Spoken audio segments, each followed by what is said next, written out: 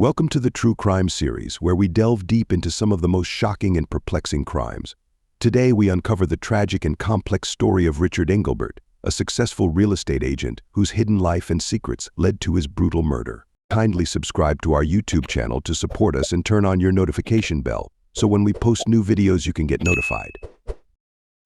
Richard Engelbert was a 48-year-old man living in Littleton, Colorado. He was well known in the community as a successful real estate agent, often seen driving around in his sleek black car with the license plate Sexy Realtor, while showing homes to clients. Richard was married to Wendy, a school principal, and had a stepson named Harrison. He graduated from the University of Colorado with a degree in business and had been in the real estate industry for over 20 years. People in Littleton trusted Richard. He was friendly and reliable and lived in a large two-story house with a well-manicured lawn. He was involved in local events and charity fundraisers, often sponsoring local Little League teams and attending church on Sundays. To the outside world, Richard seemed to have the perfect life: a beautiful home, a successful career, and a loving family. However, Richard had a secret life. For the past 2 years, he had been involved in a sexual relationship with his stepson, Harrison. He kept this relationship hidden from everyone, fearing it would ruin his reputation and career. In addition to this, he was meeting other men for sex through his work, using the homes he showed as secret meeting places. These double lives created immense stress and tension for Richard. In the days leading up to his death, Richard was busy with work, closing deals and meeting clients. He spent long hours at the office and often came home late. He was looking forward to a weekend getaway to the Bahamas with his wife, Wendy, hoping to relax and forget about his troubles. Richard was also planning to attend a 4th of July barbecue at a friend's house, where he expected to catch up with old friends and enjoy some time away from his hectic life. Despite his outward charm and charisma, Richard was deeply troubled by his hidden life. He felt guilty about his affair with Harrison and was terrified of Wendy finding out, fearing it would destroy their marriage and his standing in the community. As his public persona clashed with his private turmoil, Richard's dreams of a perfect life were slowly unraveling. On June 27, 2014, around 3 p.m., Wendy Engelbert returned home early from her job as a school principal. She was looking forward to a relaxing evening, maybe watching some shows on Netflix or catching up on her favorite book. As she walked through the front door of their house on Oak Street in Littleton, Colorado, everything seemed normal at first. She put her keys on the kitchen counter and called out for Richard, but there was no answer. Feeling uneasy, Wendy decided to check the basement, where Richard often spent time working on his real estate files or watching the History Channel. As she descended the stairs, she noticed the basement door was slightly ajar, which was unusual. She called Richard's name again, louder this time, but still received no response. When she reached the bottom of the stairs, she was met with a horrific scene. Richard's lifeless body sprawled on the floor, surrounded by signs of a violent struggle. Bloodstains covered the carpet and furniture, and Richard's face was bruised and battered. A men's luxury belt was wrapped tightly around his neck, clearly used to strangle him. Wendy screamed in terror and rushed to her husband's side, desperately trying to wake him, but it was too late. In a state of shock and disbelief, Wendy grabbed her cell phone and dialed 911. Her hands trembled as she spoke to the operator, her voice cracking with emotion. "My husband is dead. I think he's been murdered," she cried, struggling to catch her breath. The operator tried to calm her down and instructed her to stay on the line until the police arrived. Wendy's neighbor, Luby Johnson Gant, heard the commotion and rushed over to see what was happening. She found Wendy sitting on the front steps, sobbing uncontrollably. Luby stayed with Wendy, trying to comfort her while they waited for the police. The minutes felt like hours, and Wendy's mind raced with questions about who could have done this and why. When the police arrived, they quickly secured the scene and escorted Wendy and Luby away from the basement. Wendy was in a state of shock, barely able to comprehend what had just happened. She kept repeating, "Who would do this to Richard?" over and over again, unable to process the brutal reality of her husband's death. The discovery of Richard's body sent shockwaves through the quiet community of Littleton. News of the murder spread quickly, with neighbors and friends gathering outside the Engelbert home, trying to make sense of the tragedy that had struck their seemingly perfect neighborhood. On June 27, 2014, at 3:15 p.m., The Littleton Police Department received a frantic 911 call from Wendy Engelbert. Officers arrived at the scene within minutes, led by Detective James Cattle, a seasoned investigator known for his meticulous approach. The Engelbert home, located on the quiet Oak Street, was quickly surrounded by police cars, and yellow crime scene tape was stretched around the perimeter. Detective Cattle and his team entered the basement, where they were confronted with a grisly scene. Richard Engelbert's body lay on the floor with a men's luxury belt wrapped tightly around his neck. Bloodstains were visible on the carpet and nearby furniture, indicating a violent struggle. Detective Cattle, a sharp-eyed man in his late 40s with a calm demeanor, took in the scene with steely resolve. The police began their investigation by collecting evidence. They photographed the scene from various angles, documenting every detail. The belt used in the murder was carefully bagged as evidence, and detectives searched for fingerprints and other clues that might lead to the killer. Detective Cattle noted the overturned furniture and signs of a struggle, indicating that Richard had fought for his life. Forensic experts arrived to process the scene, using luminol to detect blood traces and collecting samples for DNA analysis. They meticulously combed the area for hair, fibers, and other potential evidence. The brutality of the murder shocked even the most experienced officers, but they remained focused on gathering all the information they could. Detective Cattle interviewed Wendy Engelbert, who was still in shock from discovering her husband's body. She described her day and the horrifying moment she found Richard. Her account was detailed and emotional, but she insisted she had no idea who could have done this. Wendy's alibi was quickly verified, as she had been at work at the time of the murder. Next, the police began canvassing the neighborhood. They spoke with neighbors, including Luby Johnson Gant, who had come to Wendy's aid. Luby described hearing Wendy's screams and finding her on the front steps, distraught and incoherent. Other neighbors mentioned seeing Richard earlier in the day, but nothing seemed out of the ordinary. The police also checked Richard's recent phone and email records, hoping to find any leads. They discovered several suspicious messages and calls, suggesting that Richard had been meeting with various men for illicit sex. This revelation added a new layer to the investigation, pointing to potential motives related to Richard's hidden life. As the day turned into evening, the police continued their work, determined to find the person responsible for Richard Engelbert's brutal murder. The scene was cleared, and Detective Cattle and his team reviewed the evidence collected, preparing for the next steps in their investigation. The community of Littleton watched anxiously, hoping for answers and justice for Richard Engelbert. The first suspect in Richard Engelbert's murder was his wife, Wendy Engelbert. Wendy, 47, was a respected school principal in Littleton, known for her intelligence and strong personality. She had been with the school district for over 15 years and was heavily involved in community activities. Her colleagues described her as dedicated and authoritative, always striving for excellence. Wendy was brought in for questioning the day after the murder, on June 28, 2014. Detective James Cattle led the interrogation, trying to piece together her actions and emotions. Wendy appeared exhausted and distraught, but she answered questions calmly. She recounted her day at work and the horrifying discovery of Richard's body when she returned home. Despite her composed demeanor, Wendy's anger and confusion were evident. She expressed disbelief and frustration over the affair, insisting she had no idea Richard was sexually involved with other men. The revelation of the affair added tension to the interrogation as Detective Cattle probed deeper into Wendy's feelings about her husband's betrayal. Detective Cattle asked Wendy about her relationship with Richard. She admitted they had a strong partnership but mentioned that they had faced some challenges recently. Wendy claimed she was unaware of Richard's secret life. She explained that she had recently suffered a ski injury, which had caused her difficulty in reading people's actions, and suggested this might be why she missed any signs of Richard's double life. Wendy's alibi was solid. She had been at the school all day, attending meetings and preparing for the upcoming school year. Colleagues and security footage confirmed her presence at work during the time of the murder. Nonetheless, her connection to the victim made her a person of interest. Detective Cattle also explored Wendy's possible motive. Her reputation and career were crucial to her, and Richard's affair threatened both. However, Wendy firmly denied any involvement in the murder, maintaining her innocence throughout the questioning. She was cooperative and provided all requested information, including access to her phone and emails. The police conducted a thorough search of the Engelbert home, looking for any evidence that might link Wendy to the crime. They found nothing incriminating, reinforcing her alibi and statements. Still, the detectives remained cautious, aware that suspects could manipulate evidence.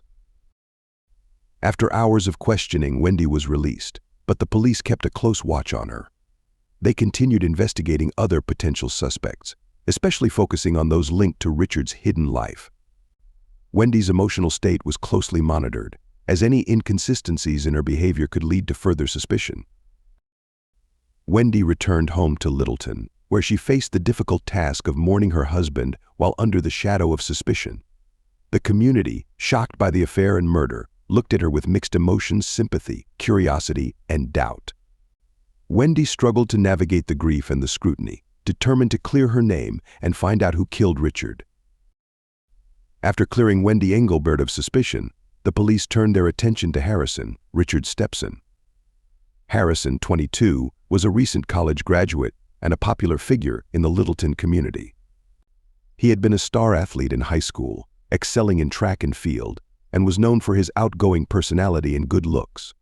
Harrison had a close relationship with his mother, Wendy, and had always admired Richard, who had been a father figure to him. Harrison's relationship with Richard had always appeared positive to outsiders. They often attended sporting events together, shared common interests, and were frequently seen laughing and joking around. However, as the police delved deeper into Harrison's life, they uncovered a darker side to their relationship. Harrison had struggled with his identity, particularly his sexuality, during his teenage years. He had confided in Richard, who he saw as a mentor, but their relationship took a troubling turn when Richard initiated a sexual relationship with him.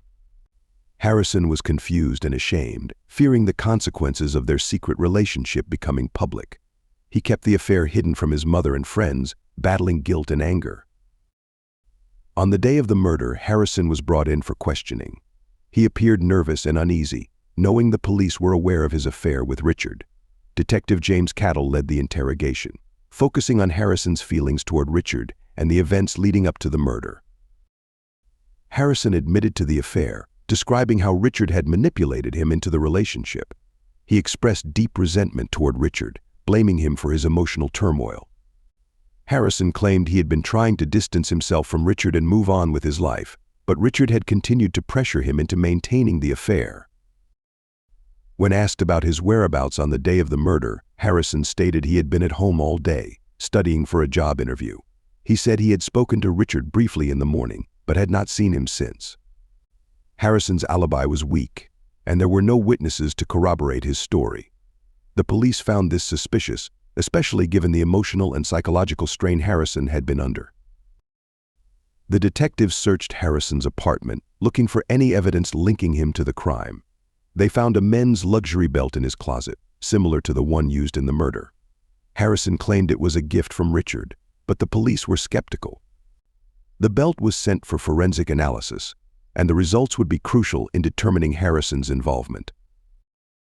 The police also examined Harrison's phone records and emails, searching for any incriminating evidence. They found several heated exchanges between Harrison and Richard, with Harrison expressing anger and frustration over their relationship. This added to the suspicion that Harrison might have had a motive to kill Richard. As the interrogation continued, Harrison's anxiety grew. He insisted he was innocent, but his emotions were conflicted. He admitted he had fantasized about hurting Richard, but claimed he had never intended to act on those thoughts. The detectives pressed him further, trying to break down his defenses.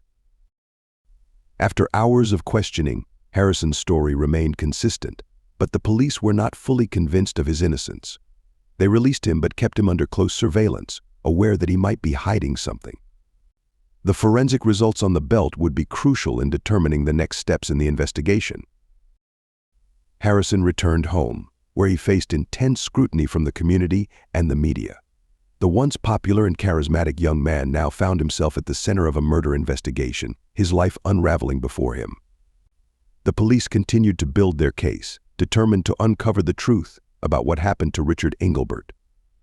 As the investigation into Richard Engelbert's murder progressed, the police discovered a shocking revelation that changed the course of the case. Forensic analysis of the men's luxury belt found in Harrison's apartment revealed that it was indeed the murder weapon. However, the DNA evidence on the belt did not match Harrison's. It matched Wendy Engelbert's. This discovery stunned the detectives, who had initially ruled out Wendy as a suspect due to her solid alibi and lack of apparent motive. The forensic team had found Wendy's DNA on the belt, indicating that she had handled it recently. The police also uncovered evidence that Wendy had purchased the belt as a gift for Richard, further linking her to the crime. With this new evidence, the police brought Wendy back in for questioning. Detective James Cattle, who had initially believed in Wendy's innocence, now approached the interrogation with a different perspective. Wendy appeared composed but visibly anxious as the detectives confronted her with the evidence. Wendy's demeanor changed as she was presented with the DNA results. She became defensive, insisting she had nothing to do with the murder.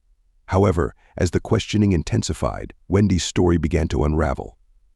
She admitted that she had known about Richard's affair with Harrison for some time and had been deeply hurt and angered by the betrayal. Wendy described how she had confronted Richard about the affair, demanding that he end it and focus on their marriage. Richard had promised to do so, but Wendy remained suspicious and distrustful. She had been monitoring Richard's phone and email, discovering that he had continued to see other men behind her back. The night before the murder, Wendy and Richard had a heated argument about the affair. Wendy claimed that Richard had become verbally abusive, accusing her of being too controlling. The argument escalated, and Wendy admitted she had grabbed the belt in a moment of rage, intending to threaten Richard. She insisted she had not meant to kill him, but had lost control in the heat of the moment. The detectives pressed Wendy on the details of the murder, questioning her about the signs of a struggle in the basement. Wendy broke down in tears, confessing that Richard had fought back when she wrapped the belt around his neck. She claimed she had panicked and continued to tighten the belt until Richard stopped moving. Wendy's confession shocked the detectives, who had initially seen her as a grieving widow. The investigation had taken a dramatic turn, revealing the dark secrets and hidden tensions within the Engelbert family. Wendy was arrested and charged with the murder of her husband, Richard Engelbert. The community of Littleton was left reeling from the revelation, struggling to come to terms with the fact that the seemingly perfect Engelbert family had been hiding such turmoil. The trial of Wendy Engelbert would become one of the most talked about events in the town's history, as the details of the affair, the murder, and the family's secrets were laid bare for all to see. Wendy Engelbert's trial for the murder of her husband, Richard Engelbert, began on October 5, 2015, at the Arapahoe County Courthouse in Colorado. The case had attracted significant media attention due to the shocking nature of the crime and the scandalous details of the Engelbert family's private life. The prosecution, led by District Attorney Karen Wright, argued that Wendy had planned the murder after discovering Richard's affair with her son, Harrison. Wright presented evidence that Wendy had purchased the men's luxury belt used in the murder and had left her DNA on the belt, indicating her involvement. The prosecution also highlighted Wendy's confession, where she admitted to strangling Richard in a fit of rage. The defense, led by attorney Mark Waters, portrayed Wendy as a victim of emotional abuse who had snapped under the pressure of Richard's infidelity and manipulation. Waters argued that Wendy had acted in self-defense, claiming that Richard had become violent during their argument, and she had only intended to protect herself. The defense sought to paint a picture of Wendy as a devoted wife and mother who had been pushed to the brink by Richard's deceit and betrayal. The trial lasted 3 weeks, with both sides presenting compelling arguments and evidence. The prosecution called witnesses, including forensic experts, who testified about the DNA evidence and the signs of a struggle at the crime scene. The prosecution also presented Richard's phone and email records, showing his ongoing affair with Harrison and other men, to establish a motive for Wendy's actions. The defense called on character witnesses who testified about Wendy's dedication to her family and community. They argued that Wendy had been a loving wife who had tried to save her marriage, despite Richard's betrayal. The defense also presented evidence of Richard's manipulation and control over Harrison, arguing that Wendy had been unaware of the full extent of Richard's actions until the night of the murder. Harrison Engelbert, who had been a central figure in the case, was called to testify for the defense. Harrison described his relationship with Richard, detailing how it had begun as a mentorship but had turned into a sexual affair. He spoke about the emotional toll the affair had taken on him and how he had confided in his mother about the abuse. Harrison's testimony was emotional and poignant, adding weight to the defense's argument that Wendy had acted to protect her son and herself. The jury deliberated for 4 days before reaching a verdict. On October 27, 2015, Wendy Engelbert was found guilty of second-degree murder. The jury concluded that while Wendy had not premeditated the murder, she had acted with intent to kill Richard during their confrontation. Wendy was sentenced to 25 years in prison, with the possibility of parole after 15 years. The verdict brought a sense of closure to the community of Littleton, but the case left lasting scars on those involved. Wendy's conviction marked the end of a tragic chapter in the Engelbert family's history, but the pain and trauma caused by the murder would linger for years to come. The case of Richard Engelbert's murder serves as a stark reminder of the hidden secrets and turmoil